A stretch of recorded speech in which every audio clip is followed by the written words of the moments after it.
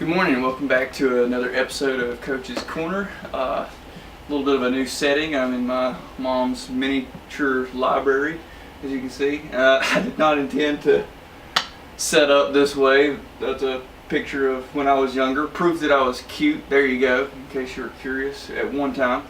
So for today's topic, it relates a little bit back to the topic on education for profit that I just did recently, the 5-part series, and I'm calling this one the cost of information.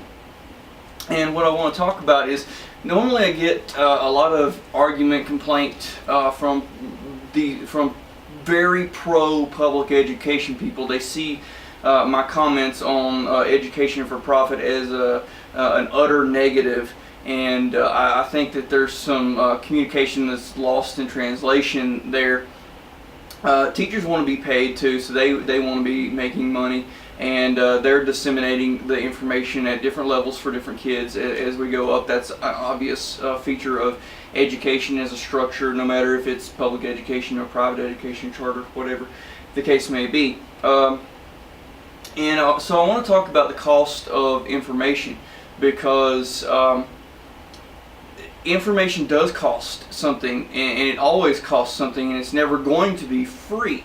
But humans as a species, we have disseminated that cost down to next to nothing. I also want to include a part of this discussion in relation to net neutrality and the cost of information.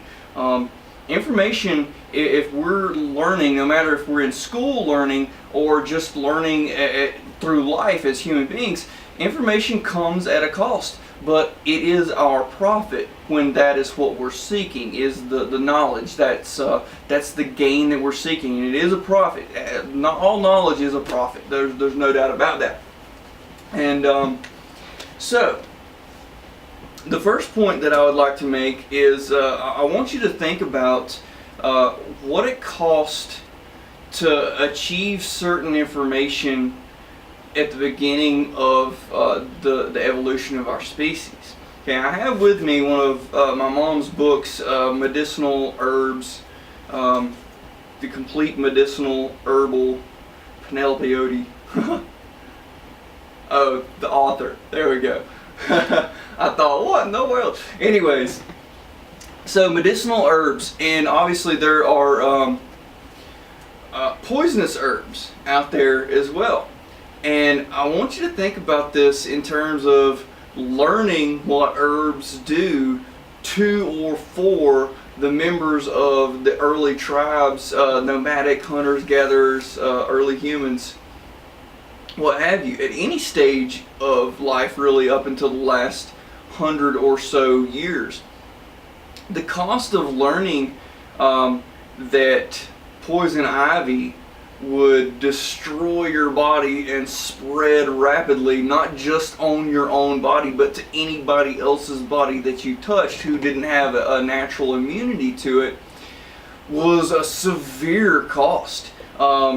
It cost you not only the pain and hardship of having to deal with the actual condition, but it cost the tribe. And depending on what role that human had within the tribe, you're talking about a significant cost of possibly meat or clothing or berries that would have been majorly important for the tribe in terms of its survival. And we don't typically think about this because money wasn't transacted.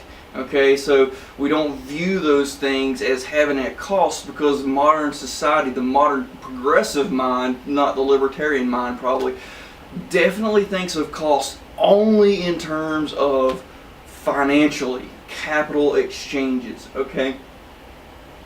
But think about another example for a nomadic tribe. A hunter-gatherer that got bitten by a rattlesnake for the first time, and that tribe learned that venom, if not extracted, would kill that member of the hunters, the group. Now you have one less hunter in the group.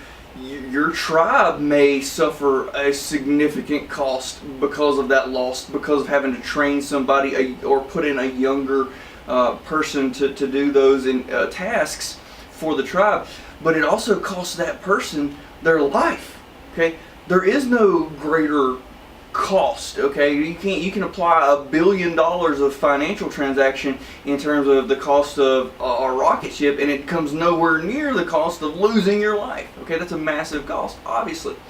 So I come back to this book now, and over the course of centuries, millennia, humans have put together all of this knowledge for costs, and we're able to charge somebody. Penelope Odie is able to charge, I don't see a price on here, $15. I don't know where when or where my mom got this, but let's call it $15. That seems reasonable. Hardback, detailed information, cited information, pictures of the plants to study by.